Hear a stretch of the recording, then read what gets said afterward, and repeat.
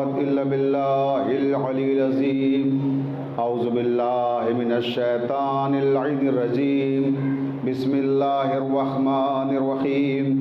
الحمد لله رب العالمين والعاقبة للمتقين والجنة للمطيعين والنار للملحدين والصلاة والسلام على مولانا ومولى الثقلين أبي القاسم محمد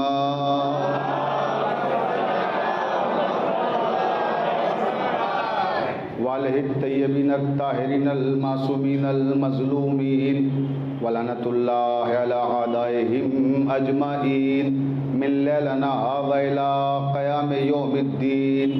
اما بعد، قال اللہ تبارک و تعالی فی کتابہ المبین. بسم اللہ الرحمن الرحیم. من ذا الذی یقرض اللہ قرضا حسنا فیضاعفہ لہ اضعافا کثیرا.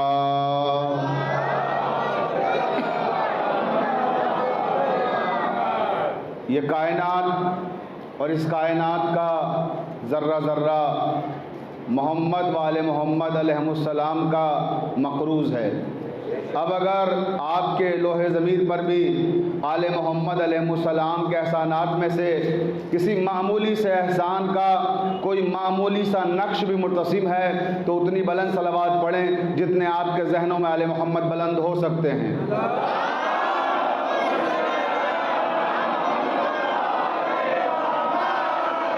جزاک اللہ. زندہ باد. مولا آپ سب کو سلامت رکھے.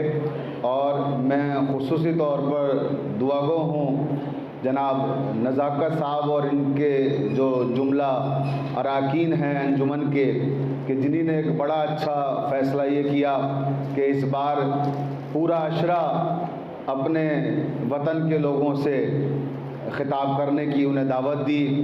سارے شاعر سانکھنی کے، سارے ذاکر سانکھنی کے اور ذاکروں کے ساتھ ساتھ سارے پیشخان سانکھنی کے.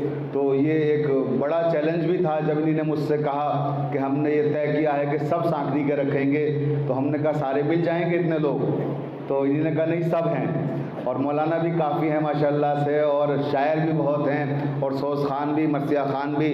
تو میں نے کہا چلیں بہت اچھی بات ہے اگر آپ نے ایسا سوچا ہے تو یہ ایک اچھا قدم ہے. لیکن مجھے امید نہیں تھی کہ یہ اس میں کامیاب ہو جائیں گے. مجھے احساس تھا کہ کہیں نہ کہیں کیونکہ 10 دن کے لیے 10 ذاکر الگ الگ منتخب کرنا، پھر 10 نوحہ خان، 10 پیش خان، 10 سوز خان، ایک بڑی فہرست تھی. لیکن ماشاءاللہ جب انہوں نے اشتہار بھیجا تو میں نے بڑی دعائیں ان کو لکھی واٹس ایپ پر اور میں نے کہا بھی مجھے بہت اچھا لگ رہا ہے اور بہت خوشی محسوس ہو رہی ہے کہ آپ نے ایک حیدری حال جیسے پلیٹ فارم پر تمام سانکھنی کے پڑھنے والوں کو رکھا ہے. اور اس میں سب سے بڑی بات یہ تھی اور سب سے اچھی بات یہ تھی جس سے میں متاثر ہوا کہ انجمن کے دائرے میں قید نہیں رہے. آپ نے انجمنوں کو توڑ دیا، سرحدوں کو توڑ دیا اور وطن پرستی کا ثبوت دیا. صلوات پڑھ دیں محمد والے محمد. جو کہ میری ہمیشہ سے کوشش رہی ہے. میں روز اول سے جب سے میں اس سلسلے سے بولنا مجھے آیا اور جب سے میں نے گفتگو کا آغاز کیا ہے میں ہمیشہ یہی کوشش کرتا ہوں کہ وطن میں انجمن بازی اور یہ جو سیاسی حالات ان چیزوں کو جلد از جلد ختم کیا جا سکے اور سب یکجا ہو کر سب مولا کے عزاداری میں ایک ساتھ آئیں، سب مولا کے سچے عزادار بن کر فرش عزا بچھائیں اور کوئی کسی کا نہ قاتل ہو اور نہ کوئی کسی کے لیے ظالم ہو. سب امام مظلوم کی صف عزا پر آئیں تو مظلوم بن کر آئیں.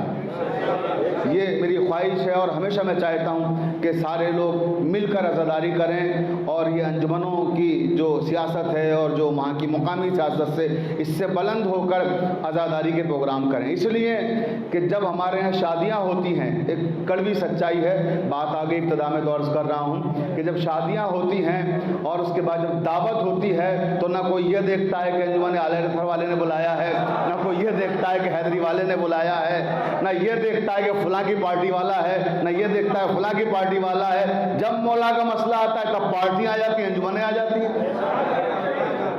تو یہ کون سا رخ ہے آپ کا؟ سوچیے آپ. اگر مولا کے سچے عزادار ہیں تو دسترخوان پر جیسے ایک ہوتے ہو ویسے ہی فرش عزا پر بھی ایک ہو جاؤ. صلوات پڑھ دیں محمد والے محمد پر.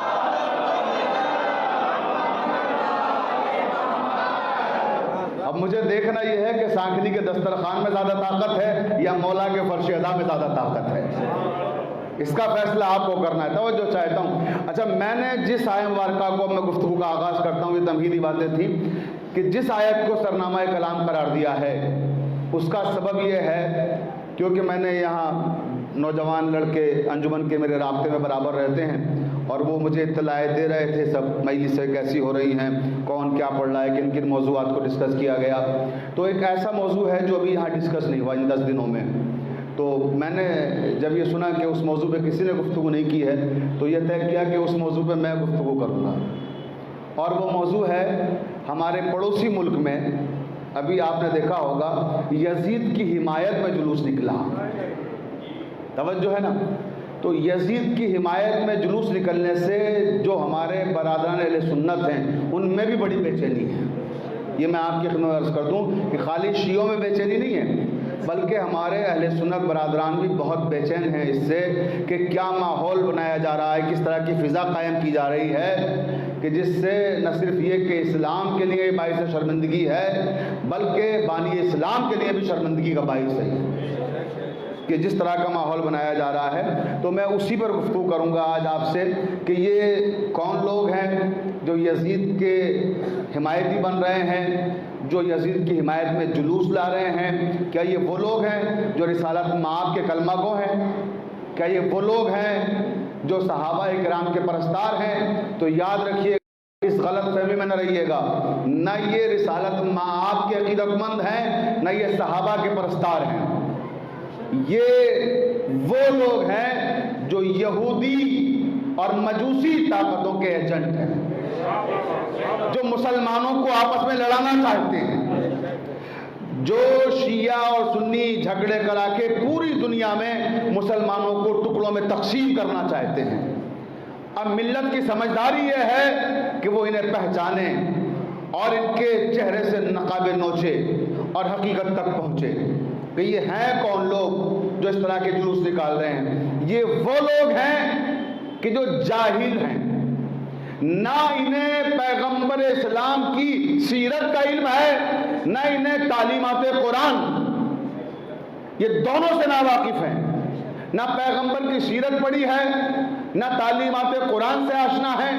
میں بھی انشاءاللہ گفتگو جب آگے بڑھاؤں گا تو دلیل دوں گا کہ یہ نہ قرآن سے واقف ہیں نہ سیرت پیغمبر سے واقف ہیں. بہت توجہ چاہتا ہوں ابتدائی منزل میں کہ منزل الذی یقرض اللہ قرضا حسنا فیضاعفہ لہ اضعافا کثیرا. یہ سورہ بقرہ کی 247ویں آیت ہے جس میں پروردگار عالم ارشاد فرما رہا ہے کہ کوئی ہے جو مجھے قرض حسنا دے اور جو مجھے قرض حسنا دے گا میں اسے اضافوں کے ساتھ واپس کروں گا. توجہ چاہتا ہوں، میں اسے اضافوں کے ساتھ واپس کروں گا. اب قرض حسنا ہے کیا؟ مسلمانوں کے 73 مسالک ہیں. کسی مسلک کے مفسر نے یہ بتانے کی زحمت نہیں کی کہ قرض حسنا ہے کیا، ہم اللہ کو دے کیا. علماء کرام یہاں موجود ہیں، افاضل یہاں موجود ہیں، شعراء کرام یہاں موجود ہیں. آپ دیکھیں کسی مسلک کے مفسر نے بھی یہ بتانے کی زحمت نہیں کی کہ قرض حسنا ہے کیا. یہ سب لکھتے گئے کہ اللہ کو قرض حسنا دو، اللہ کو قرض حسنا دو، اللہ کو قرض حسنا دو. مگر سوال یہ ہے کہ دے کیا؟ بھئی ہے کیا قرض حسنا جسے ہم دیں تو وہ اضافوں کے ساتھ ہمیں واپس کرے؟ تو عزیزان محترم، پیغمبر اسلام نے فرمایا تھا انا مدینۃ العلم والی بابھا، میں شہر علم ہوں اور علی اس کا دروازہ ہے. تو پیغمبر اسلام نے ہمیں علم کا دروازہ دیا ہے. جب بھی ہم پر کوئی علمی مشکل آتی کے دروازے پر پہنچ جاتے ہیں. توجہ چاہتا ہوں، جب بھی کوئی علمی مشکل آتی ہے ہم مشکل کشا کے دروازے پر پہنچ جاتے ہیں. ہم باب علم، ہم جب باب علم پر گئے تو مسند علم آراستہ تھی اور مسند علم پر ہمارے چھٹے امام حضرت امام جعفر صادق علیہ السلام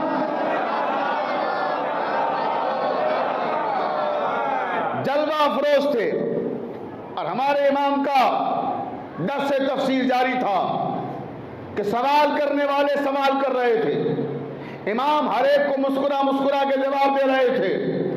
اسی میں ایک شخص کھڑا ہوا اور کہنے لگا فرزند رسول مجھے بھی آپ سے ایک سوال کرنا ہے۔ امام نے فرمایا پوچھو، کیا پوچھنا چاہتے ہو؟ آیت ہے سورہ بقرہ کی، من ذا الذی یقرض اللہ قرضا حسنا فیضاعفہ لہ اضعافا کثیرا۔ اس آیت مبارکہ میں یہ قرض حسنا سے کیا مراد ہے؟ راوی کہتا ہے کہ امام مسند پہ بیٹھے تھے، جیسے اس سوال سامنے آیا امام نے مسند چھوڑ دی، کھڑے ہو گئے اور کہا خدا تم پر رحمت نازل فرمائے، تمہارے ماں باپ پر خصوصی رحمت نازل فرمائے، تم نے بڑا خوبصورت سوال کیا ہے اور اس سوال کے ذریعے بہت سے لوگوں کے ذہن میں جو اشکالات آ رہے تھے وہ اشکالات بھی دور ہو جائیں گے۔ جب تم نے سوال کیا ہے تو اس کا جواب سنو۔ یا سما بن مہران من انفقا درہمن فی ادائے ابا عبداللہ الحسین علیہ السلام فکانما اقرض اللہ۔ اے سما بن مہران تم یہ جاننا چاہتے ہو قرض حسنہ کیا ہے؟ تو یاد رکھنا جس نے عزائے امام حسین علیہ السلام میں ایک درہم بھی خرچ کیا تو گویا اس نے اللہ کو قرض حسنہ دیا۔ صلوات پڑھ دے محمد و آل محمد پر۔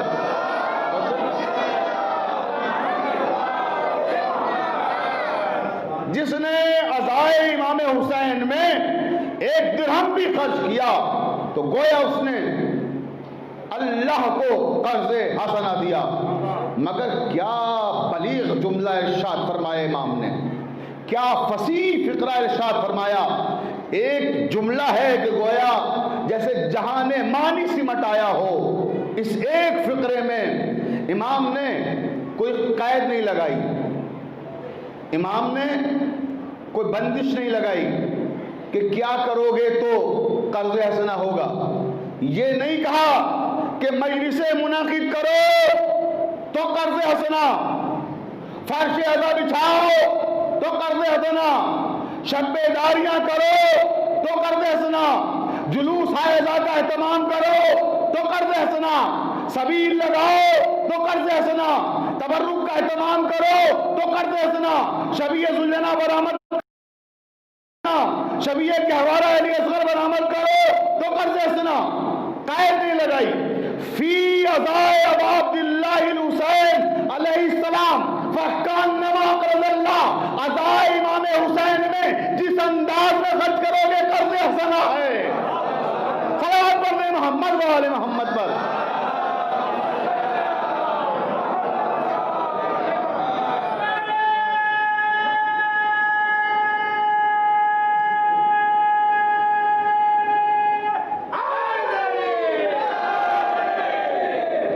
جس انداز میں بھی خرچ کرو گے وہ قرض حسنہ ہے۔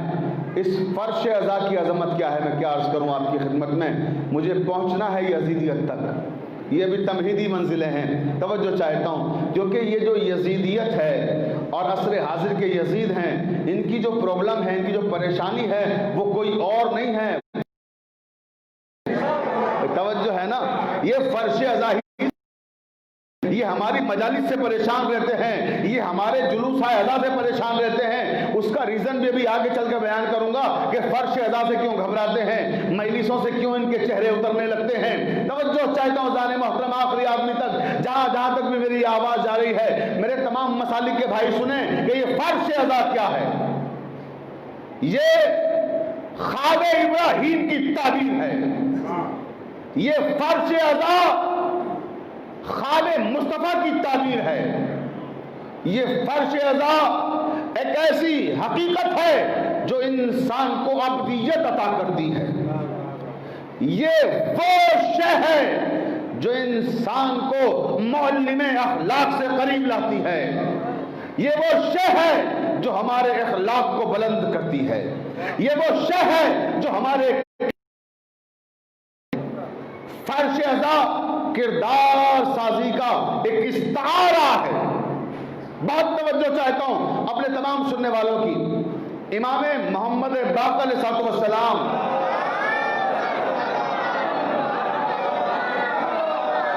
جلوہ افروز ہیں مسند علم پر، ایک طالب علم سوال کرتا ہے، فرزند رسول میرے ذہن میں ایک بات آتی ہے۔ امام نے فرمایا کیا؟ کہ آپ سے اکثر سنا ہے کہ مجلسوں میں فرشتے آتے ہیں۔ توجہ فرمائیے گا، مجلسوں میں فرشتے آتے ہیں۔ امام نے فرمایا یقیناً آتے ہیں، اس میں کوئی شک اور شبہ کی گنجائش نہیں ہے۔ یقینی طور پر مجلسوں میں فرشتے آتے ہیں۔ کہنے لگا فرزند رسول اسی پر میرا سوال ہے آپ سے۔ امام نے فرمایا پوچھو، کیا سوال ہے؟ کہ وہ جو بانیان مجالس ہوتے ہیں وہ فرشتوں کے ساتھ ناانصافی کرتے ہیں۔ توجہ رہے، امام نے پوچھا ناانصافی کیسی؟ کہ ناانصافی یہ ہے کہ جب مجلس ختم ہوتی ہے تو یہ انسانوں کو پہچانتے ہیں، جب تبرک بانٹتے ہیں چہرہ دیکھ کے تبرک دیتے ہیں۔ بھائی توجہ چاہ رہا ہوں، دیکھیں آپ، اب جو تبرک بانٹنے والے وہ برا نہ مانیے گا، صلوات پڑھ دیں محمد والے محمد پر۔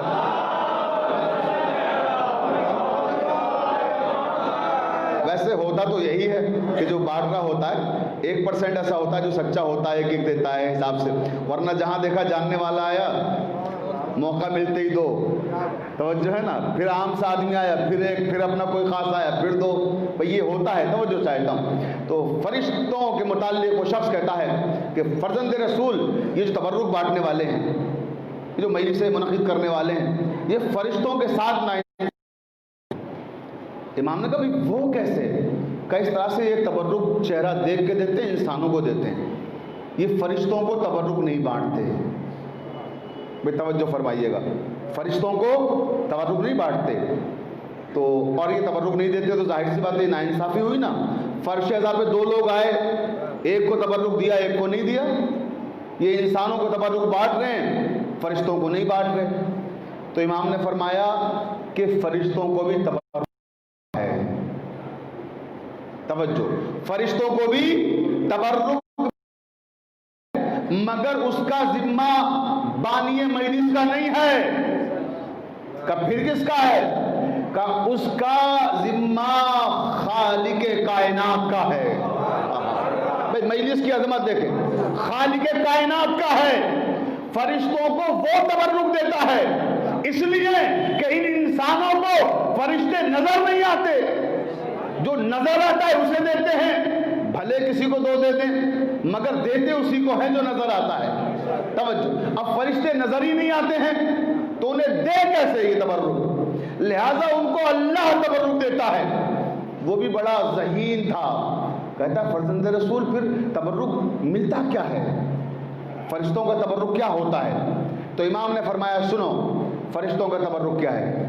امام فرماتے ہیں کہ فرشتوں کا تبرک یہ ہے کہ جب فرشتے مجلس میں آتے ہیں اس کے بعد پلٹ کے آسمان پہ پہنچتے ہیں تو جو گروہ ملائکہ مجلس میں نہیں آتا وہ اس گروہ ملائکہ سے جو زمین سے آسمان پہ جاتا ہے، جو مجلس سن کر پہنچتا ہے وہاں، اس سے پوچھتے ہیں کہ تم کہاں سے آ رہے ہو؟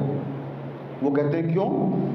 تم نے کیوں سوال کیا ہم کہاں سے آ رہے ہیں؟ کہ اس لیے کہ تمہارے بدن سے خوشبو بڑی پیاری آ رہی ہے۔ توجہ چاہو، دیکھیں نا مجلس کا تبرک کیا ہے قبلہ، توجہ چاہتا ہوں کہ تمہارے بدن سے خوشبو بڑی اچھی آ رہی ہے، بات توجہ، تمہارے پروں سے بڑی اچھی خوشبو آ رہی ہے، تو یہ افتخار سے کہتے ہیں، یہ مباحات کرتے ہوئے کہتے ہیں کہ اس لیے ہمارے پروں سے خوشبو آ رہی ہے کیونکہ ہم مجلس حسین سے آ رہے ہیں۔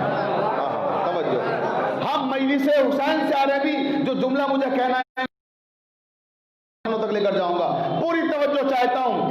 کہا کہ یہ جو خوشبو آ رہی ہے اس لیے ہے کیونکہ ہم مجلس امام حسین سے آ رہے ہیں۔ تو وہ فرشتے جو مجلس میں نہیں آتے وہ کہتے ہیں ہمیں افسوس ہے، کاش ہم بھی گئے ہوتے، ہمیں بھی یہ خوشبو ملی ہوتی، ہمیں بھی یہ خوشبو ملی ہوتی۔ امام فرماتے ہیں ندائے غیب آتی ہے کہ ٹھہرو، کس بات پہ افسوس کر رہے ہو؟ اس بات پر کہ تم مجلس میں نہیں جا سکے۔ ارے مجلس ختم ہوئی ہے، جگہ نہیں ختم ہوئی ہے۔ اللہ جانے کون کون پہنچا وہاں تک کہ مجلس ختم ہوئی ہے، جگہ نہیں ختم ہوئی ہے، جاؤ 7 دن تک وہاں جاتے رہو، وہی خوشبو ملتی رہے گی۔ صلوات پڑھ رہے محمد आले मोहम्मद पर।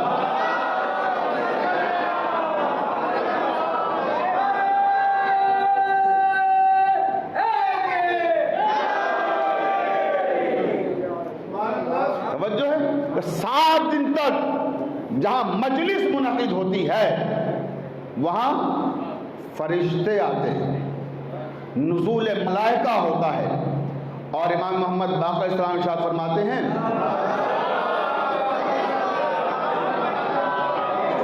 कि मजलिस मुनक़िद करने का सबसे बड़ा फ़ायदा क्या है। आप देखिए, इंसान की फितरत है, इंसान की जिबिल्लत है कि वो बग़ैर फ़ायदे के कोई काम नहीं करता। काम तो छोड़ दीजिए, ताल्लुकात भी बग़ैर फ़ायदे के नहीं रखता है।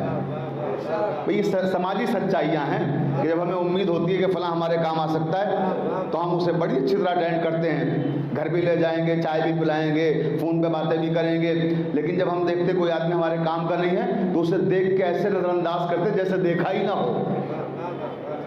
तवज्जो है, ये गलत है। याद रखिए, नफ़ा और नुकसान का मालिक वो है, आपको कोई फ़ायदा नहीं पहुंचा सकते, इनकी कोई औकात नहीं है। अरे ये खुद जिसके सामने मांगते उससे ये क्या देंगे आपको? 1-2 दिन के 2,000, 5,000, 10,000 रुपए दे देंगे। ढाई में जाके देखो, ये भी उसी के सामने मांगते हैं। तो इनसे मांग के क्यों जलील हो रहे हो, क्यों रुस्वा हो रहे हो? उससे मांगो कि जिससे मांगने से इंसान जलील नहीं होता, बावकार होता है, जिससे मांगने से इज्जतें बढ़ती हैं।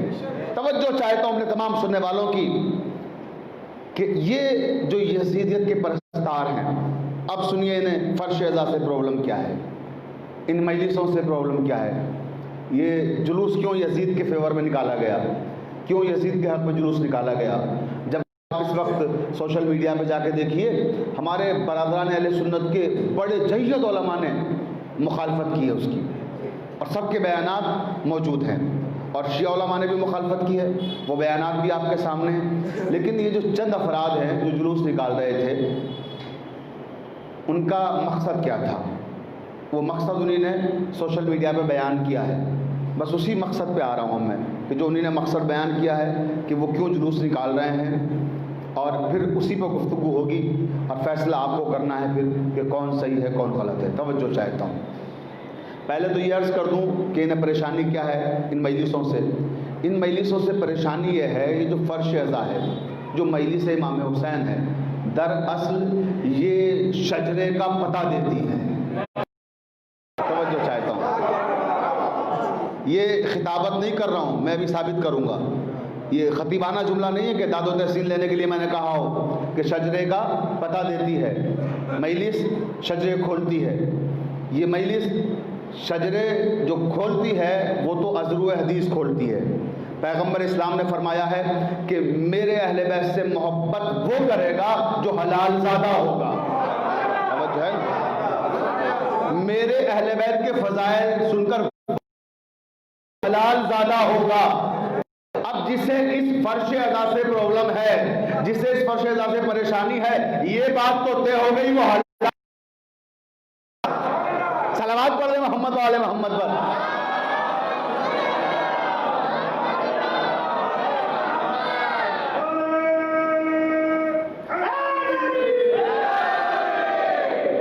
अब आइए, शजरे कैसे खोलती है मजलिस। तवज्जो चाहता हूं, आप ये हैदरी हाल में मजलिस कर रहे हैं, अंदर मजलिस हो रही है और मोमिनीन किराम यहाँ मौजूद हैं। शख्स यहाँ से गुजरे जो नहीं जानता कि मजलिस क्या है। तवज्जो चाहता हूँ, एक अजनबी आदमी गुजर रहा है हैदरी हाल के सामने से, उसने देखा कभी तकरीर हो रही है, रुक गया, वो सुनने लगा। वहाँ कोई दरवाजे पे खड़ा था, उससे पूछा भाई ये हो क्या रहा है। तवज्जो रहे, देखिए मजलिस शजरे कैसे खोलती है, पूरी तवज्जो। वो एक अजनबी आदमी है, वो आपके उस आदमी से जो दरवाजे पे खड़ा हुआ है उससे पूछता है कि भाई ये क्या हो रहा है। तो उसने कहा ये मजलिस हो रही है। अब वो हिंदू है, गैर मुस्लिम है, उसे क्या पता मजलिस क्या। भाई मजलिस तो ये आपकी इस्तिलाह ख़ास है, ये तो आपका एक उर्दू का मखसूस लफ्ज़ है जो आपने इमाम हुसैन के ज़िक्र से मुख्तस कर दिया है। لیکن عام آدمی کو کیا معلوم مجلس کیا ہے؟ توجہ رہے. اس نے پوچھا بھائی مجلس کیا ہوتی ہے؟ کہ یہ امام حسین علیہ السلام کے فضائل و مصائب بیان کیے جاتے ہیں، اہل بیت کا تذکرہ ہوتا ہے. اس نے کہا یہ امام حسین کون تھے؟ توجہ رہے. کہ امام حسین کو کربلا کے میدان میں 3 دن کا بھوکا پیاسا شہید کر دیا گیا تھا. یہ جو روتے ہیں لوگ مجلس میں کو یاد کر کے روتے. اس نے کہا اچھا یہ ان کی شہادت کو یاد. وہ کہتا ہے اچھا یہ امام حسین کون تھے؟ بھئی توجہ فرمائیے گا، میں نے کہا مجلس شجرے کھولتی ہے. اس نے کہا یہ امام حسین کون تھے؟ تو بتانے والے نے بتایا کہ امام علی کے بیٹے تھے، پروفٹ محمد کے نواسے تھے، محمد مصطفیٰ صلی اللہ علیہ وسلم کے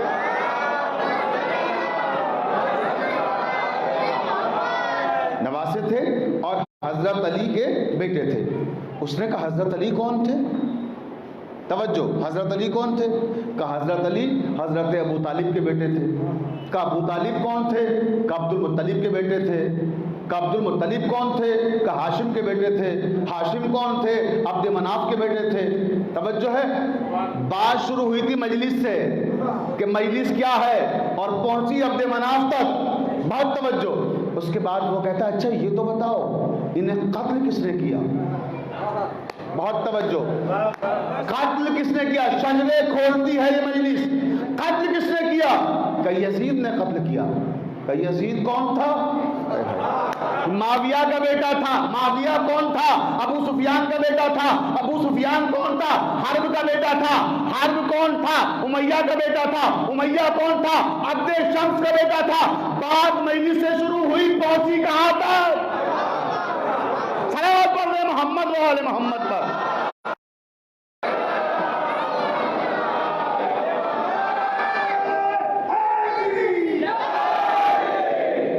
تو یہ شجرے کھولتی ہے مجلس. اس لیے گھبراتے ہیں لوگ کہ مجلسیں بند کرو، مجلسوں پہ پابندی لگاؤ، جلوسوں پہ پابندی لگاؤ. جب دنیا نے ہر حربہ استعمال کر لیا اور ہر طرح کی طاقت کو استعمال کر لیا، نہ مجلسیں بند کر سکے نہ جلوس بند کر سکے. اس کے بعد اس پر آ گئے، پہلے کہتے تھے مجلس کرنا بدعت، جلوس نکالنا بدعت، اب خود جلوس نکالنے لگے. بھئی توجہ ہے نا ناظرین محترم. دیکھیں جب ہمارے جلوس بند نہ کرا سکے اب خود وہی کرنے لگے، اب خود جلوس نکالنے لگے. اچھا جب جلوس نکالا اور وہ بھی یزید ملعون کے اس لیے، اور وہاں زندہ باد کے نعرے لگائے گئے، خدا کی لعنت ہو اس پر اور نعرے لگانے والوں پر بھی لعنت ہو. توجہ چاہتا ہوں، سوشل میڈیا پر جب میں نے اس کا انٹرویو دیکھا جو اس جلوس کو قیادت کر رہا تھا علی، اس قائد کا، تو اس نے کیا کہا آپ کو معلوم ہے؟ جب اس سے سوال کیا میڈیا والوں نے کہ جلوس کیوں نکالا ہے تم نے، اور یزید کے لیے وہ بھی ایک ایسا آدمی جو اہل تشیع اور اہل سنت سب کے نزدیک لعنتی ہے، متفقہ طور پر تمام شیعہ سنی لعنت بھیجتے ہیں. اور ایک اوکاڑا پاکستان میں جگہ ہے، وہاں کے ایک جید عالم گزرے محمد شفیع اوکاڑوی، انہی نے بڑی مارکت الآراء کتاب لکھی ہے یزید کے حوالے سے، اور ان کی کتاب کا نام ہے یزید لعنتی. کتاب کا نام ہی یزید لعنتی ہے تو اس سے آپ اندازہ لگا لیجئے. تو انہوں نے جواز لعنت پر تمام علماء اہل سنت والجماعت کے فتاوے پیش کیے ہیں. وہ کتاب میری لائبریری میں موجود ہے، کوئی بھی دیکھنا چاہے. کوئی مسلک ایسا نہیں ہے جس نے یزید پہ لعنت نہ بھیجی ہو اور جس نے یزید کو لعنتی نہ قرار دیا ہو. اس کے بعد یہ جلوس کیا ہے اب سنیے پوری توجہ. کہا کہ ہم تو جلوس اس لیے نکال رہے ہیں، اس کا بیان دیکھیے آپ. کہتا ہے کہ ہم جلوس اس لیے نکال رہے ہیں کہ شاید اللہ نے یزید کو معاف کر دیا ہو. بھائی توجہ چاہتا ہوں، شاید یزید کو اللہ نے معاف کر دیا ہو. بس جیسے اس کی زبان سے جملہ سنا میں نے وہیں پر اس کلپ کو روک دیا اور مجھے یہ احساس ہو گیا کہ دنیا کا سب سے بڑا جاہل یہی شخص ہے. توجہ چاہتا ہوں اس لیے کہ اس نے نہ سیرت پیغمبر پڑھی ہے اور نہ قرآن پڑھا ہے۔ اب میں دونوں دلیلیں آپ کے سامنے پیش کروں گا، اور میرے تمام برادران اسلامی سنیں، جہاں جہاں تک بھی میری آواز جا رہی ہے، اور یہ مختلف چینل پر بھی مجلس نشر ہو رہی ہے، وہ سب سنیں اور بعد میں سنائیں لوگوں کو آپ جو میں جواب دے رہا ہوں سنیں وہ، کہ یہ جو کہا گیا کہ یزید سے شاید اللہ راضی ہو گیا ہو، شاید اللہ نے اسے معاف کر دیا ہو، شاید اللہ نے اسے معاف کر دیا ہو، میں نے عرض کیا یہ نہ سیرت پیغمبر سے واقف ہے اور نہ قرآن کا مطالعہ کیا ہے، یہ خالی میرے خیال سے جاہل کہنا تو جہالت کی توہین ہے، یہ ابو جہل ہے، عصر حاضر کا ابو جہل ہے۔ توجہ چاہتا ہوں، کیسے؟ آئیے اب سیرت پیغمبر دیکھیے کیا ہے، یہ جملہ یاد رکھیے گا، جواز کیا ہے جلوس نکالنے کا، کہ شاید اللہ نے معاف کر دیا ہو، بس اس جملے کو اپنے ذہن میں رکھیے گا، شاید اللہ نے معاف کر دیا ہو۔ اور اب آئیے میرے ساتھ مسجد نبوی میں، بہت توجہ، مسجد نبوی میں سرکار رسالت مآب حضرت محمد مصطفیٰ صلی اللہ علیہ وآلہ وسلم تشریف فرمائیں، زندہ باد، جزاک اللہ۔ مجھے درمیان میں احساس دلاتے رہیے کہ آپ جاگ رہے ہیں، بہت توجہ زانے محترم، دیکھیں کیونکہ گفتگو بڑی نازک اور بہت اہم ہے، میں چاہتا ہوں کہ جو برننگ ایشوز ہیں ان پر گفتگو ہو تاکہ نوجوانوں کے ذہن میں کوئی غلط فہمی اگر آئے، میڈیا کو دیکھ کر وہ غلط فہمی دور ہو جائے، توجہ چاہتا ہوں، اور وہ یہی چاہتے ہی ہیں کہ کچھ غلط فہمیاں پیدا کی جائیں جس سے کچھ پرسنٹ لوگ بھی اگر کنفیوز ہو گئے، مشکوک ہو گئے تو ان کا کام ہو جائے گا، اور ہمیں ان کا کام ہونے نہیں دینا، توجہ، وہ اپنا کام کر رہے ہیں، پوری توجہ چاہتا ہوں جہاں جہاں تک بھی میری آواز جا رہی ہے۔ میں نے عرض کیا کہ یہ سیرت پیغمبر سے ناواقف افراد ہیں، یہ جانتے ہی نہیں ہیں کہ نبی کریم کی کیا سیرت ہے، مسجد نبوی ہے اور اصحاب پیغمبر مسجد نبوی میں موجود ہیں، مسجد کے دروازے سے ایک انتہائی امیر ترین شخص مسجد میں داخل ہوتا ہے، جیسے وہ داخل ہوا لوگوں کے درمیان تھوڑا ہلچل سی مچی، ہوتا ہے جب کوئی بہت پیسے والا آتا ہے، اور خاص کر ایسا پیسے والا جو لوگوں میں بانٹتا رہتا ہو پیسہ، توجہ، تو پھر جو ممنون کرم رہتے ہیں وہ تو ضرور تھوڑا احتراماً، بھلے ہی علماء کا احترام نہ کریں مگر ایسے لوگوں کا احترام ضرور کرتے ہیں، توجہ چاہتا ہوں، بہت توجہ، قبلہ معاف کیجیے گا سچائیاں ہیں، کیا کروں میں، مجھے کہنا پڑ رہا ہے یہ کہ علماء کی تعظیم نہیں کرتے اس طرح سے جیسے ان دولت مندوں کی کرتے ہیں جن کی جیبیں مال حرام سے بھری ہوئی ہیں، یعنی جانتے ہیں کہ مال حرام ہے جو ہمیں دیا جا رہا ہے، اس کے بعد بھی تعظیم کر رہے ہیں، اور جانتے ہیں کہ یہ انبیاء اور اولیاء کی وراثت کے حقدار ہیں علماء، یہ وہ علم تقسیم کر رہے ہیں، ہم تک وہ وراثتیں پہنچا رہے ہیں، اس کے بعد بھی ان کی تعظیم میں تکلیف ہوتی ہے، ان کے تعظیم میں نہیں، یہ فرق آیا ہے ہمارے سماج اور معاشرے میں، ورنہ میں اپنے ظاہر سی بات ہے یہاں کوئی سب سانکھنی کے لوگ نہیں ہیں، باہر کے لوگ بھی ہوں گے اور دوسرے حضرات بھی سنیں گے کیونکہ میڈیا کے ذریعے بات بہت دور تک جا رہی ہے، لیکن ایک سچائی ہے ہمارے بچپنے کی جو ہم نے دیکھا ہے، ہم اس کو بیان کرنا چاہتے ہیں آپ کے سامنے، کہ جب ہم چھوٹے سے تھے ہمارے وطن میں علماء جب آتے تھے مجالس پڑھنے کے لیے تو ہمیں یاد ہے ہمارے بزرگوں کو ہم نے دیکھا ہے کہ کوئی چیز وہ لے کے گئے اگر کسی عالم کے پاس جو مہمان آیا ہے، اس کے بعد اس نے وہ چیز کھائی، مثلا مٹھائی لے کے گئے کسی دکان سے، اس کا تھوڑی سی اس عالم نے کھا لی باقی بچ گئی، تو بچی ہوئی مٹھائی سب میں تقسیم ہوتی تھی، سب شرف سمجھ کے کھاتے تھے کہ عالم کا جھوٹا ہے، توجہ، وہ زمانہ ہم نے دیکھا ہے، اور اب یہ زمانہ بھی دیکھ رہے ہیں کہ عالم آپ کے سامنے ہوتا ہے، عالم سے بدتمیزیاں بھی کرتے ہیں، آپ گستاخیاں بھی کرتے ہیں، وہ سب زمانے بھی دیکھ رہا ہوں، اور وہ زمانہ بھی تھا، تو یاد رکھیے ترقی یافتہ قومیں وہی کہلاتی ہیں،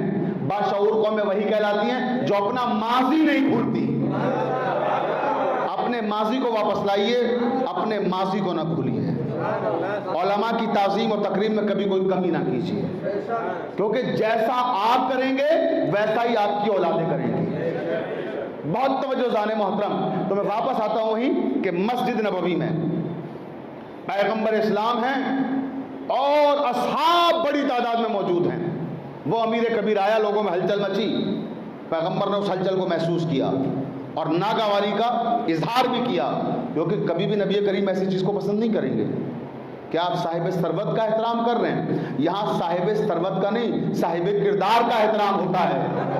توجہ ہے، یہ وہ جگہ ہے، یہ وہ مسند ہے جہاں میرے نبی بیٹھے ہوئے ہیں. تو وہ آیا. اب اس نے آنے کے بعد دیکھا کہ بیٹھوں کہاں.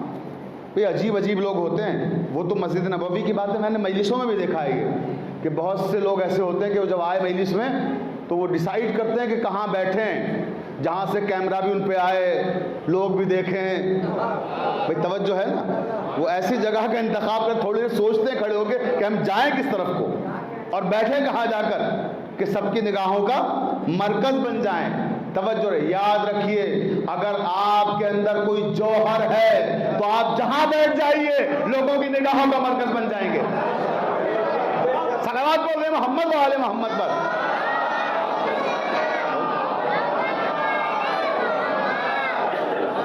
اگر آپ کے کردار میں جوہر ہے، اگر آپ کی ذات میں جوہر ہے، اگر آپ کی شخصیت میں جوہر ہے تو آپ کہیں بیٹھیے لوگ وہیں آپ کے پاس پہنچیں گے. پوری توجہ چاہتا ہوں زان محترم. اب نبی کریم کے پاس یہ آ کر دیکھ رہا ہے جگہ، بیٹھوں کہاں. توجہ ہے. تو اب اس جستجو میں ہے کہ بالکل پہلو میں بیٹھ جاؤں. رسول خدا صلی اللہ علیہ وسلم کے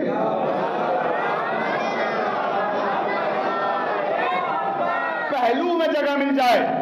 اب وہ پہلو میں اتفاق سے ایک غریب آدمی بیٹھا ہوا تھا. یہ دیکھیں، یہ اس سے مزاج رسالت بھی سمجھیں. یہاں امیر اور غریب کا مسئلہ نہیں ہے، یہاں کردار کا مسئلہ ہے. نبی کے قریب وہ بیٹھے گا جو کردار میں بلند ہوگا. بہت توجہ زان محترم. اب وہ جگہ دیکھتے ہوئے دیکھا کہ غریب بیٹھا ہوا ہے، اس کو دیکھا، پھر نبی کریم کو دیکھا، پھر سوچا چلو کوئی بات نہیں، بیٹھا رہنے دو اس کو، نبی کے پاس تو ہے، وہیں بیٹھ جاتا ہوں. مگر بیٹھتے بیٹھتے کیونکہ بہت امیر کبیر تھا نا، بہت مالدار شخص تھا، اپنے لباس کو سمیٹنے لگا کہ اس کا قیمتی لباس اس غریب کے معمولی لباس سے مس نہ ہو جائے. توجہ چاہتا ہوں. بس جیسے اسے لباس کو سمیٹا، نبی کے تیور بدل گئے. وما ارسلناک الا رحمتا للعالمین. جسے اللہ نے ساری کائنات کے لیے رحمت بنایا ہو وہ جلال کے عالم میں آ گیا، اور نبی نے جلال کے عالم میں اس کی طرف سے منہ پھیر لیا. اس نے جیسے دیکھا کہ نبی ناراض ہو گئے، وہ وہاں سے اٹھ کے سامنے آ گیا، کہا یا رسول اللہ مجھے آپ سے بات کرنا ہے. نبی نے پھر منہ پھیر لیا. پھر وہ اس طرف سے آ گیا، کہا سرکار مجھے آپ سے کچھ کہنا ہے. نبی نے پھر منہ پھیر لیا اور سیدھے ہو کے اپنے اصحاب کی طرف متوجہ ہو گئے.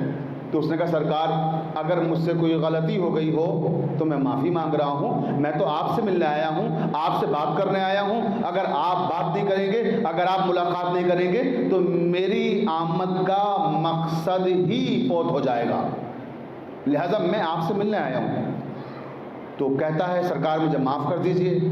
جیسے ہی کہا مجھے معاف کر دیجئے، نبی کو اور غصہ آ گیا.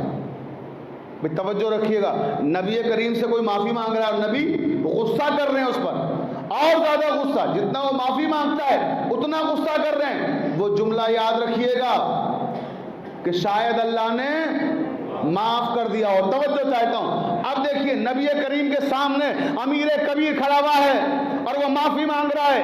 نبی غصے کے عالم میں ہے، جلال کے عالم میں ہے، اس کی طرف دیکھتے بھی نہیں ہے. وہ بار بار کہتا سرکار جو گستاخی ہو گئی مجھے معاف کر دیجئے. عالم نے اسے دیکھا اور کہا خبردار مجھ سے کیوں معافی مانگتا ہے؟ تو نے کیا میرا دل دکھایا ہے؟ توجہ چاہتا ہوں. تو نے کیا میرا دل دکھایا ہے؟ ارے جس کا دل دکھایا ہے اس سے معافی مانگ. جب تک یہ معاف نہیں کرے گا میں معاف نہیں کروں گا، میں معاف نہیں کروں گا، خدا معاف نہیں کرے گا. تو معلوم ہوا سیرت پیغمبر یہ ہے کہ پہلے جس کا دل دکھے گا وہ معاف کرے. کہہ رہے شاید اللہ نے معاف کر دیا ہو. ارے اللہ کیسے معاف کر دے گا؟ دل تو جناب سید ہے. صلوات پڑھتے محمد و آل محمد پر.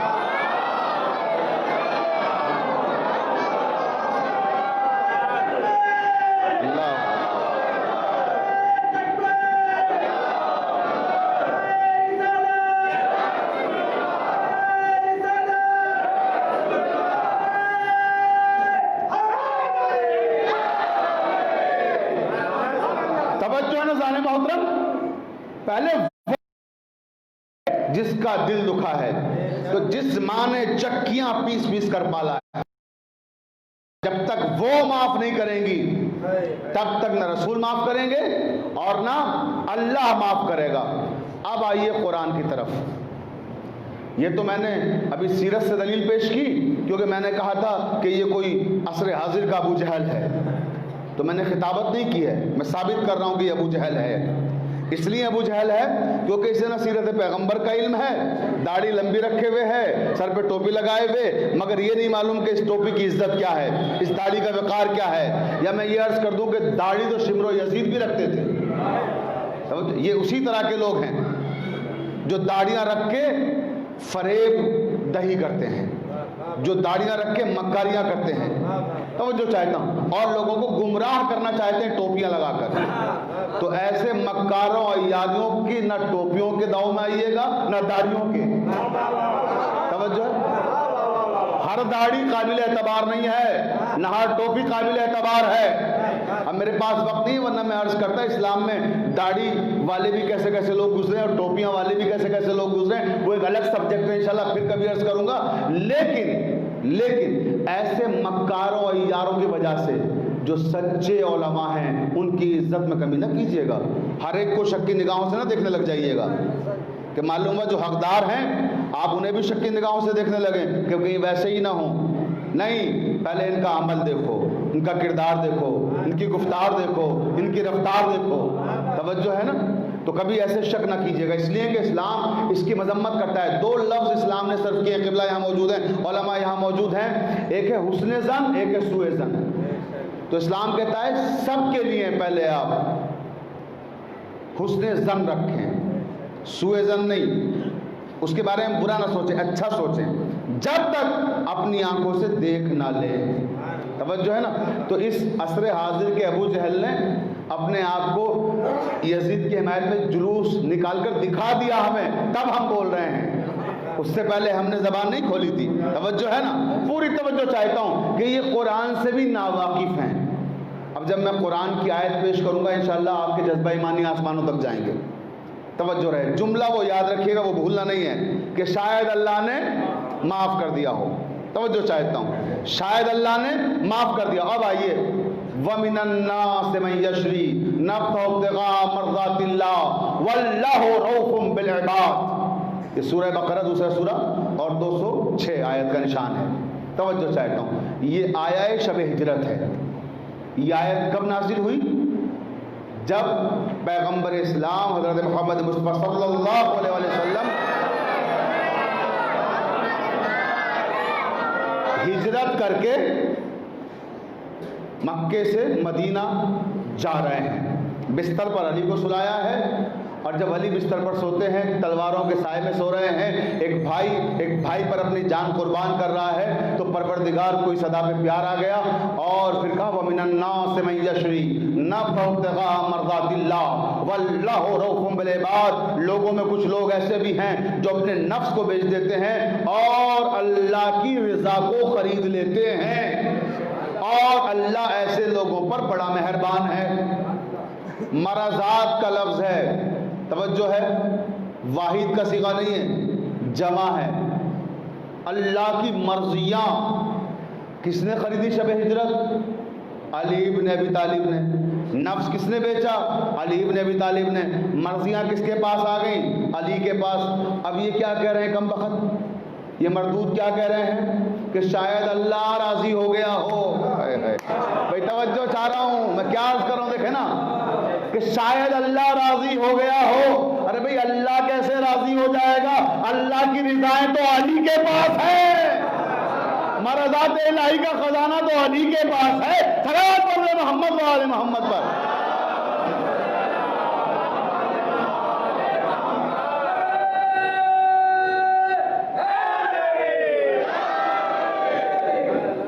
تو اللہ کیسے راضی ہو جائے گا جب تک علی راضی نہ ہوں؟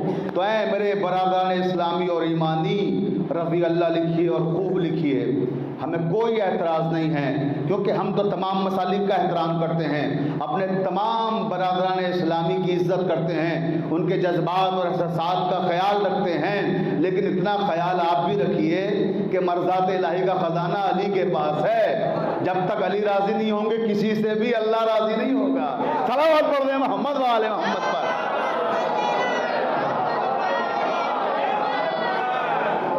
بہت توجہ زان محترم، بس اب وقت اس بات کی اجازت نہیں دیتا میں زیادہ تفصیلات میں جاؤں، گفتگو کو روک رہا ہوں کہ یہ گھوم رہی ہے کہ شاید اللہ راضی ہو گیا ہو۔ پھر آپ کو ایک واقعہ یاد دلاتا ہوں، پوری توجہ چاہتا ہوں، بس گفتگو آخری منزل میں داخل ہو رہی ہے۔ فطرس کا واقعہ آپ نے ہزاروں بار سنا ہوگا، مجھے واقعہ نہیں سنانا، بس ایک جملہ وہاں سے اٹھانا ہے اور اس جملے کو اس آیت سے مربوط کرنا ہے اور آیت کو اس فقرے سے مربوط کرنا ہے، پوری توجہ رہے، وہ ساری چیزیں بھی آپ کے ذہن میں ہیں۔ اللہ نے فطرس کو کس طرح سے معاف کیا؟ کسی مسلک کے یہاں مسلمانوں میں جتنے مسالک ہیں کسی کا اختلاف نہیں ہے، سب نے لکھا کہ جب امام حسین کی ولادت ہوئی، صحیح بخاری، ترمذی شریف، مشکوٰۃ شریف، جتنی بھی شریف کتابیں ہیں میں ہر کتاب میں دکھا دوں گا یہ واقعہ، توجہ چاہتا ہوں، اور ساری صحیح کتابوں میں یہ واقعہ موجود ہے کہ امام حسین جب پیدا ہوئے تو فطرس اس دروازے پر آئے۔ اب یہ واقعہ تو سب سنا ہوا ہے، مجھے واقعہ نہیں سنانا، میں نے عرض کیا، جملہ ایک کہنا ہے صرف خالی، مجھے یہ بتا دیجئے کیا ملائکہ پہلی بار اس دروازے پر آئے تھے؟ توجہ ہے بھئی، امام حسن کی جب ولادت ہوئی تب بھی فرشتے ایسے ہی آئے تھے، اور اس کے علاوہ جو سید الملائکہ ہے جو لے کے آیا فطرس کو، کیا وہ پہلی بار آ رہا ہے؟ وہ تو صبح و شام یہاں آتا ہے، دن میں کئی بار آتا ہے، توجہ ہے، تو کیوں نہیں وہ فطرس کو اس سے پہلے لایا؟ اچھا، کب سے وہ عذاب الہی میں مبتلا ہے؟ کوئی ایک دو دن کا قصہ نہیں ہے، قبلہ یہاں موجود ہے 6000 سال، کتنے؟ 6000 سال سے اللہ ناراض تھا، کس سے؟ فطرس سے، شاید اللہ راضی ہو گیا ہو، توجہ رکھیے وہاں لے کر آ رہا ہوں، 6000 سال سے اللہ ناراض تھا، کس سے؟ فطرس سے، راضی کیسے ہوا؟ بھائی توجہ چاہ رہا ہوں، بہت توجہ، راضی کیسے ہوا؟ کہ سید الملائکہ رسول خدا کے پاس لے کر آئے، اور رسول خدا نے کیا کہا کہ گہوارہ حسین سے مس کر دو۔ میں کہوں گا یا رسول اللہ گہوارہ حسین سے کیوں مس کر دیں؟ امام حسین موجود ہے نا، تو امام حسین فطرس کو مس کر دیجئے۔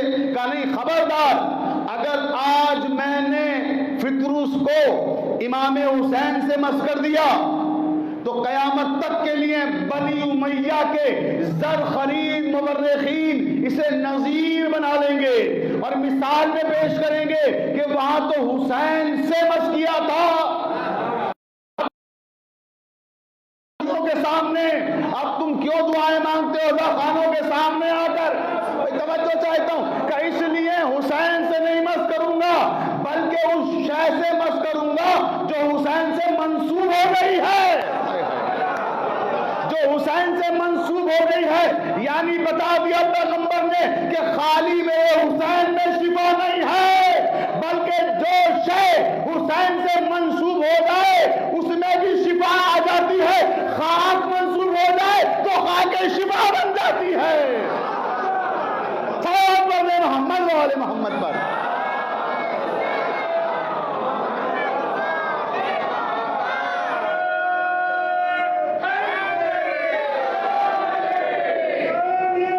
زندہ باد،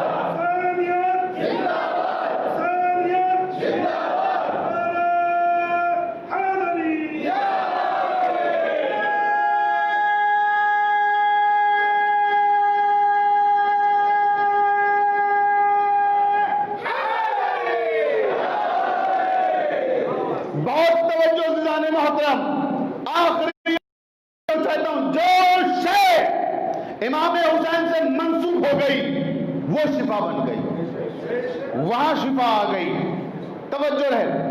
6000 سال سے اللہ ناراض تھا. شفا کہاں ملی؟ در حسین پر آ کر. بھائی توجہ چاہتا ہوں، عذاب اور عتاب دو چیزوں میں مبتلا تھا فطرت. عذاب یہ تھا کہ بالوں پر چھین لیے گئے تھے، عتاب یہ تھا جنت سے باہر نکال دیا گیا تھا. تو جنت میں واپسی بھی ہوئی اور بالوں پر بھی ملے. اللہ ناراض تھا، راضی بھی ہو گیا. اللہ نے میسج دیا، ایک پیغام دیا، یہ فطرت تک پہنچا کے کہ دیکھو تم ہو انسان، الانسان مرکب من الخطاء والنسیان. انسان کیا ہے؟ غلطیوں کا پیکر ہے، خطاؤں کا مجسمہ ہے. انسان ہے تو اس سے غلطیاں ہوں گی ہی ہوں گی. یہ ایک الگ سبجیکٹ ہے، فرشتہ اور انسان. فرشتہ کہتے ہیں اسے جس سے غلطی نہ ہو، اور انسان اسے کہتے ہیں جس سے غلطیاں ہی غلطیاں ہوں. توجہ.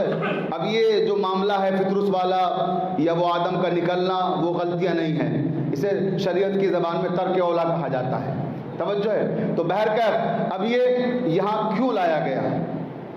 6000 سال سے اللہ جس سے ناراض تھا، کیونکہ انسان ہے غلطیوں کا پیکر، غلطیوں کا مجسمہ، اس سے غلطیاں ہوتی ہیں. تو پروردگار نے کہا دیکھو جب تم سے کوئی غلطی ہو جائے، بہت توجہ آخری آدمی تک، جب تم سے کوئی غلطی ہو جائے، جب تم سے کوئی خطا ہو جائے، جب تم سے کوئی گناہ ہو جائے، کیونکہ تم ہو انسان، گناہ بھی کرو گے، خطا بھی کرو گے اور غلطیاں بھی کرو گے.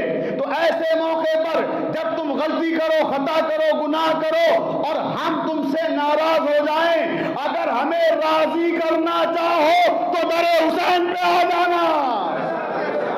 صلوات پڑھ رہے محمد و آل محمد پر.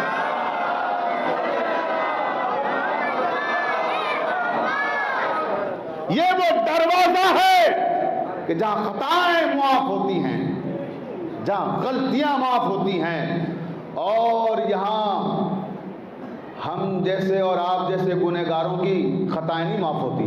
یہاں بڑے بڑے گنہگاروں کی خطائیں معاف ہوتی ہیں. ایسے ایسے گنہگار کہ ہم سارے لوگ مل کر بھی اتنے گناہ نہیں کر سکتے. یعنی سارے لوگوں سے مراد یہ نہیں کہ حیدری حال میں بیٹھے ہوئے لوگ، پورے ہندوستان کے لوگ مل کر بھی نہیں کر سکتے جتنا بڑا گنہگار وہاں پہنچا، اور اسے بخش دیا گیا صرف اس لیے در حسین پہ آنے کے وعدے کے ساتھ. توجہ ہے. اب وہ اس کی قسمت تھی کہ اس نے وہ عمل انجام نہیں دیا، مگر اسے بشارت دے دی گئی تھی کہ اگر تم یہ امر انجام دے دو گے تو تمہیں معاف کر دیا جائے گا. اب میرے پاس وقت بالکل بھی نہیں ہے اور بہت تیزی سے میں گزر رہا ہوں. ایک خاص مرحلے کی طرف مجھے آپ کو لانا ہے کہ یہ وہ دروازہ ہے کہ جہاں آپ کے اور ہمارے جیسے گنہگار ہی نہیں، خطا کاری نہیں، بلکہ انبیاء کے ترک اولا کی تلافی بھی اسی دروازے پہ ہوتی ہے. توجہ شاید انبیاء کے ترک اولا کی تلافی بھی اسی دروازے پہ ہوتی ہے. آدم کو جنت سے نکالا گیا. توجہ ہے. جنت سے کیوں نکالا گیا؟ شجر ممنوعہ کے قریب چلے گئے. پورا واقعہ قرآن نے بیان کیا کہ آدم سے کیا عمل سرزد ہوا اور کیوں انہیں جنت سے نکالا گیا.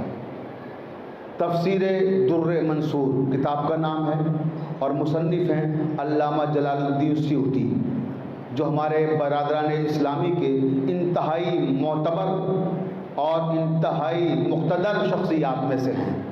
توجہ رہے. اب یہ مرزا شفیق کے جملے نہیں ہیں، علامہ جلال الدین سیوطی کے جملے ہیں. ایک ایک لفظ پہ توجہ فرمائیے گا، گفتگو ختم ہو رہی ہے بس، آخری بات اور گفتگو تمام. جلال الدین سیوطی لکھتے ہیں کہ آدم کو سبب حوا کو بھی نکالا گیا. دونوں نے بہت گریہ کیا، بہت ایک دوسرے کے لیے روئے، تڑپے اور ہزاروں سال تک روتے رہے، لیکن پروردگار کو ان پر رحم نہیں آیا. توجہ، جبکہ وہ ہے کون؟ رحمان ہے، رحیم ہے، کریم ہے، غفور ہے، اس کے بعد بھی رحم نہیں کر رہا ہے. کس پر؟ آدم پر. کیوں؟ جن کے رتبے ہیں سوا، ان کو سوا مشکل ہے. توجہ ہے نا کہ ان کی مشکلیں بھی بڑی ہیں. جن کو اللہ عزتیں دیتا ہے نا، آپ کو لگتا ہے بڑی عزت انہیں ملی ہے، بڑا پیسہ ان کے پاس ہے، بڑے لوگ ہاتھوں کو چوم رہے ہیں ان کے، بڑے لوگ ان کے پیچھے چل رہے ہیں، تو ان سے اگر چھوٹی سی بھی خطا ہو جاتی ہے نا، وہ آپ کی بڑی سے بڑی خطا پہ بھاری پڑ جاتی ہے نگاہ قدرت میں۔ توجہ ہے اللہ کہ جاؤ انہیں تہذیب دعا سکھاؤ۔ جبرائیل امین آئے آدم کو تہذیب دعا سکھانے کے لیے، اور جب تہذیب دعا سکھانے کے لیے آئے تو کہا مجھے اللہ نے بھیجا۔ ابراہیم نے انکار کر دیا تھا فرشتے کی مدد لینے سے، توجہ ہے نا، جب ابراہیم کو آگ میں ڈالا جا رہا تھا، فرشتے آئے کہ ہم مدد کر دیں، آگ میں نہ جانے دیں، تو خبردار مجھے تمہاری مدد نہیں چاہیے۔ یہاں آدم نے یہ لہجہ نہیں اپنایا کہ نہیں مجھے تم سے نہیں سیکھنا، کہ جلدی سکھاؤ، جلدی بتاؤ کیا ہے تہذیب دعا۔ لیکن میں ٹھہر کر ایک جملہ کہنا چاہتا ہوں کہ جبرائیل وہ فرشتہ ہے کہ جو آدم کو تہذیب دعا سکھائے، جو آدم کو تہذیب دعا سکھائے اسے جبرائیل امین کہتے ہیں، اور جو جبرائیل امین کو تہذیب بندگی سکھائے اسے علی ابن ابی طالب کہتے ہیں۔ صلوات پڑھ محمد و آل محمد پر۔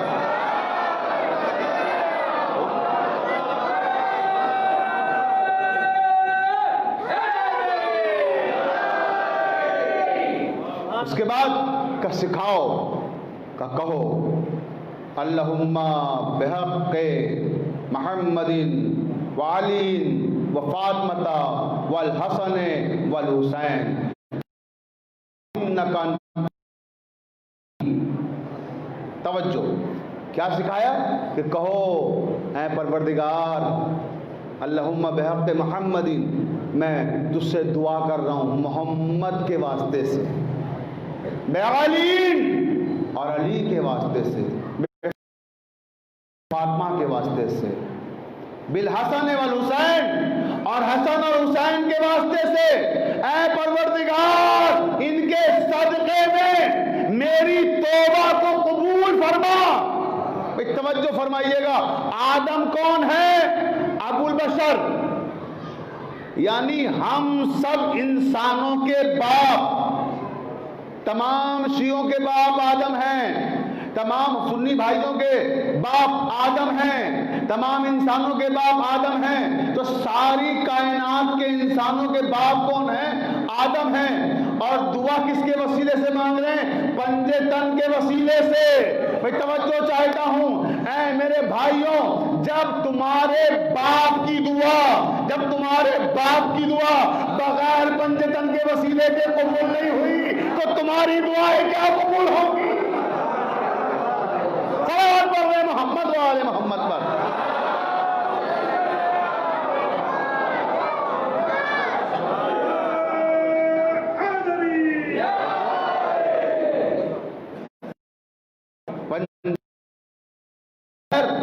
ابو البشر حضرت آدم کی دعا نہیں قبول ہو رہی تو پھر اے انسانوں تمہاری دعائیں ان کے بغیر کیسے قبول ہو جائیں گی؟ اور پھر تم ان کے قاتلوں کو زندہ باد کے نعرے لگاؤ گے، اور پھر یہ امید کرو گے کہ پیغمبر اسلام اور تمہاری شفاعت کریں گے، تم پہ لعنت بھیجیں گے، تمہاری شکلوں پہ لعنت بھیجیں گے۔ کبھی دیکھنا نہیں چاہیں گے پیغمبر ایسے لوگوں کو کہ جنہی نے ان کا دل دکھایا ہو، ان کے نواسے کے قاتل کو زندہ باد کہا ہو۔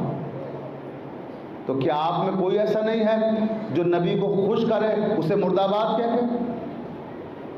حسینیت زندہ باد، حسینیت زندہ باد، یزیدیت مردہ آباد، سب مل کے لگائیں۔ یزیدیت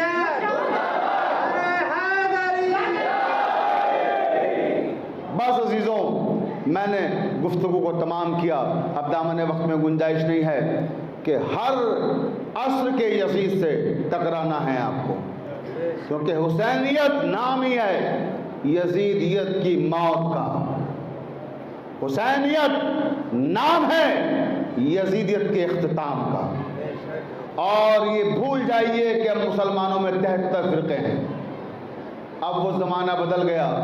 اب مسلمانوں میں 73 فرقے نہیں ہیں، اب صرف مسلمانوں میں 2 فرقے پائے جاتے ہیں۔ آپ لیبل کوئی لگا لیجئے کہ ہم یہ ہیں ہم وہ ہیں، لیکن حقیقت یہ ہے کہ صرف 2 مسلک ہیں، یزیدی ہیں یا حسینی ہیں۔ اب آپ طے کر لیجئے کہ آپ یزیدیوں میں ہیں یا حسینیوں میں ہیں۔ صلوات پر محمد و آل محمد پر۔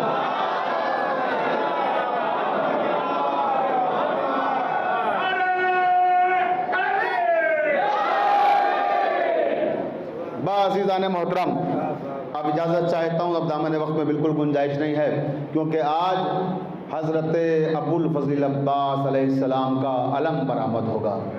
ابھی مجھے نزاکت بھائی نے بتایا مجلس سے پہلے کہ حضرت عباس کا علم برآمد ہوگا مسائب، لہٰذا حضرت عباس کے پڑھو، کیونکہ یہ ایام جو چل رہے ہیں یہ دراصل زندان شام اور بازار شام کے ہیں، لیکن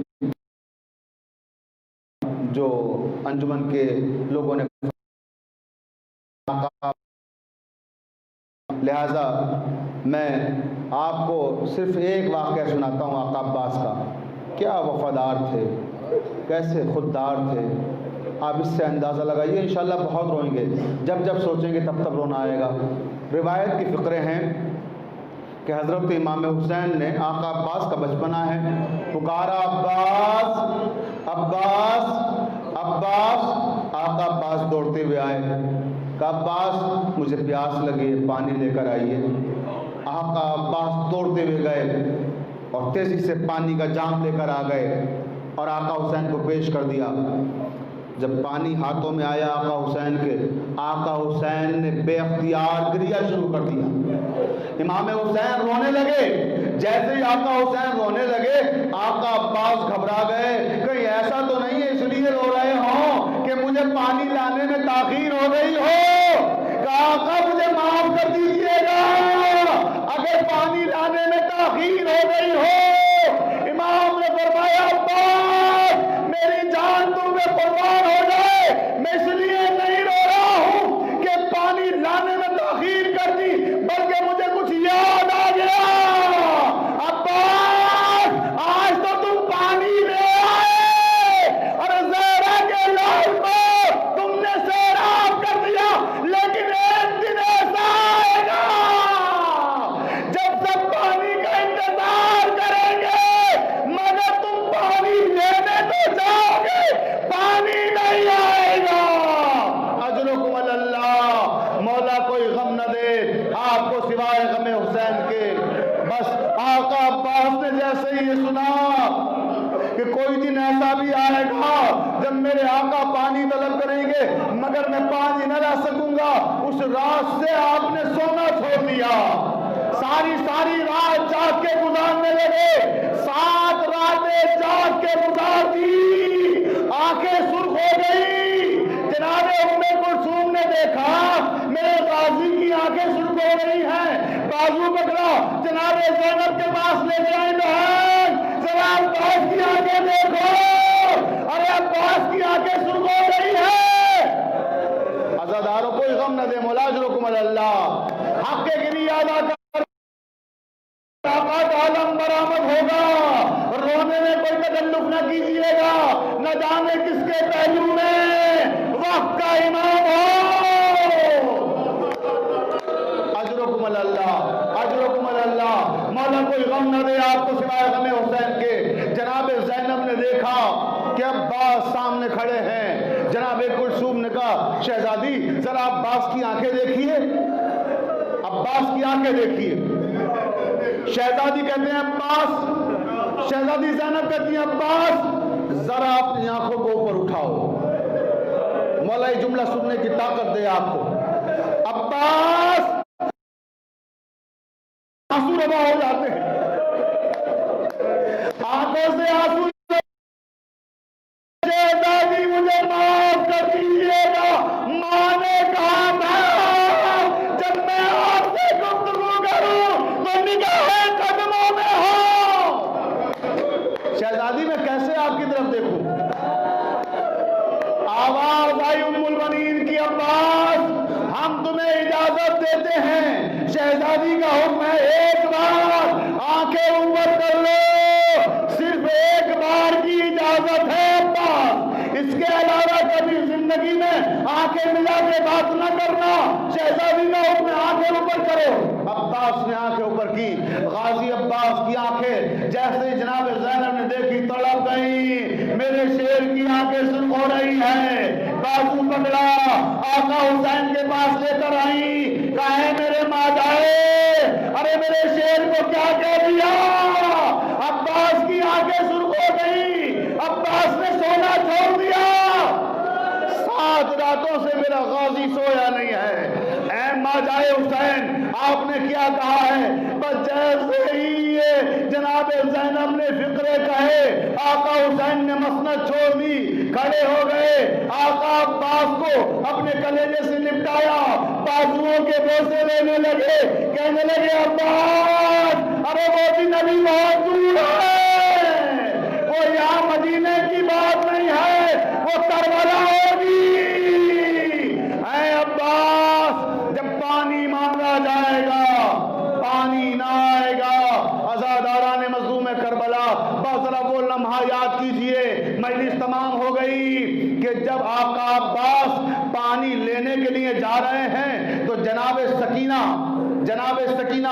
سفارش کے لیے آئی ہیں آقا حسین کے پاس، بابا میرے چچا کو جانے کی اجازت دے دیجئے، اس لیے کہ آقا حسین مولا عباس کو اجازت نہیں دیتے، جب اجازت نہیں ملتی سکینہ کو لے آتے ہیں خیمے سے، جیسے ہی سکینہ کو لے کر آئے ایک جملہ آقا عباس سے کہا، دوسرا جملہ سکینہ سے کہا، کہنے لگے عباس اب تم ایسی سفارش لے کر آئے ہو کہ اب میں انکار نہیں کر سکتا، اچھا جاؤ پانی کی سبیل کرو، اس کے بعد ایک جملہ سکینہ سے کہا، سکینہ اب آئی تو ہو سفارش کرنے کے لیے، چچا کو بھیج تو رہی ہو، لیکن جب حسن عاشور کے کریں گے چادریں چھینی جائیں گی، بازیاں کرو گی، ہائے عباس، مگر عباس نہ آئیں گے، عزاداران مظلوم کربلا بس غازی کا علم آنا ہے، 2 جملے اور مجلس تمام ہو گئی، جب غازی عباس کا علم تو عزاداران مظلوم کربلا بچے دوڑ کر علم کی طرف گئے کہ شاید پانی آ گیا، لیکن علم علی اکبر اٹھائے تھے، علم تو